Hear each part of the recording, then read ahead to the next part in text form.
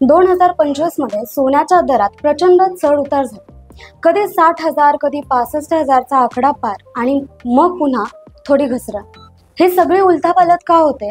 कोणते घटक सोन्याच्या किमतीला प्रभावित करतात आणि 2025 मध्ये खास काय झाले? सर्वसामान्य गुंतवणूकदार, सोनं खरेदी करणारे आणि शेतकरी बांधव यांच्यासाठी ही माहिती खूप उपयोगी पडेल। चला तर मग सुरुवात करूया। सोनं म्हणजे केवळ दागिना राहिलेला, ती एक सुरक्षित गुंतवणूक आहे। म्हणजे बाजारात अस्थिरता आली, शेअर बाजार कोसळला, महागाई वाढली किंवा राजकीय संकट निर्माण झालं तर लोक लगेच सोन्याकडे वळतात। का? तर कारण सोन्याची किंमत दीर्घकालीन दृष्टिकोनातून टिकून राहते, त्यामुळे त्यावर लोकांचा विश्वास अधिक आहे। सोनं हे कधीच झिरो होत नाही, त्यामुळे जेव्हा इतर गुंतवणुकीत धोका वाटतो तेव्हा लोक सोन्यात पैसे घालवतात। आता पाहूयात सोन्याच्या किमतीमध्ये चढ उतार म्हणजे व्होलॅटिलिटी का होते। पहिलं म्हणजे महागाई। महागाई वाढली की रुपयाची क्रमशक्ती कमी होते, अशा वेळी सोनं सुरक्षित वाटतं, त्यामुळे मागणी वाढते आणि किमतीही वाढते। दुसरं कारण म्हणजे व्याजदर। जर RBI किंवा US फेडने व्याजदर वाढवलं तर लोक फिक्स डिपॉझिटकडे वळतात। सोनं म्हणजे नॉन यील्डिंग असेट, म्हणजे ज्यावर व्याज मिळत नाही, त्यामुळे व्याजदर वाढलं की सोन्याची मागणी थोडी कमी होते। तिसरं कारण म्हणजे डॉलरचं मूल्य। सोनं आंतरराष्ट्रीय बाजारात डॉलरमध्ये विकलं जातं। जर डॉलर मजबूत असेल तर ते सोनं महाग वाटतं। डॉलर कमजोर झालं की इतर देशांसाठी सोनं स्वस्त होतं, मग मागणी वाढते। चौथं कारण म्हणजे जिओपॉलिटिकल तणाव। युद्ध, राजकीय अस्थिरता, निवडणुका, मोठ्या घडामोडी यांचा थेट परिणाम होतो। उदाहरणार्थ रशिया युक्रेन युद्ध किंवा इस्रायल गाझा संघर्ष। पाचवं कारण म्हणजे सेंट्रल बँकांची खरेदी। भारत, चीन, रशिया यांसारख्या देशांच्या केंद्रीय बँका सोनं साठवतात। ज्या वर्षी मोठी खरेदी होते त्या वर्षी किंमत वाढते।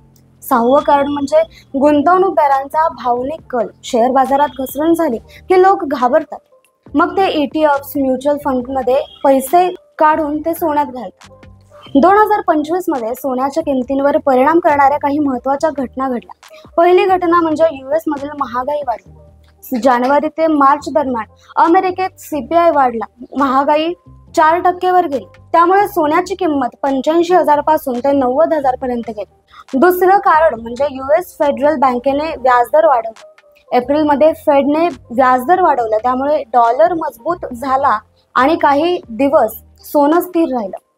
तिसरं कारण म्हणजे चीनची सोन्यात मोठी गुंतवणूक।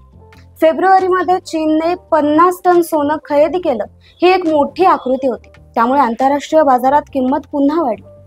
चौथं कारण म्हणजे भारतामध्ये लग्न सराई आणि सण। मार्च एप्रिल हा सोनं खरेदीचा सीझन आहे, त्यामुळे स्थानिक मागणी वाढते आणि किंमत देखील वाढते।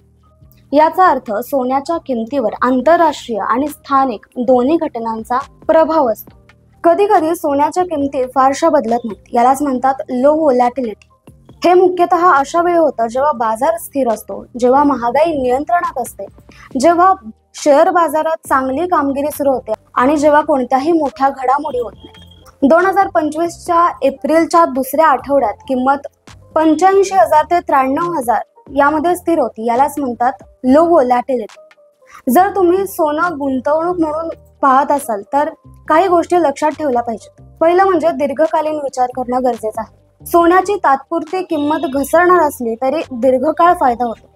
त्यानंतर SIP किंवा दर महिन्याला थोडं थोडं खरेदी करणं योग्य राहील। त्याचबरोबर सोनं फक्त दागदागिने म्हणून न घेणं, digital gold, sovereign gold bond, ETFs यांसारख्या पर्यायाचा विचार देखील करू शकता। त्यानंतर बाजाराचं निरीक्षण ठेवा। मोठ्या घडामोडी, महागाईचे आकडे, डॉलरचं मूल्य याचा अभ्यास करणं गरजेचं ठरू शकतं। म्हणूनच सोनं म्हणजे केवळ दागिना नाही, तर एक स्मार्ट गुंतवणूक आहे, पण तीही योग्य माहिती आणि वेळेवर केली पाहिजे।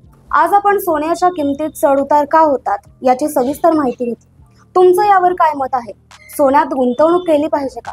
तुमची मते आमच्या कमेंट बॉक्समध्ये नक्की कळवा। हा व्हिडिओ तुम्हाला आवडला असेल तर तो लाईक आणि शेअर जरूर करा आणि आमच्या चॅनलला सबस्क्राईब करायला विसरू नका। धन्यवाद।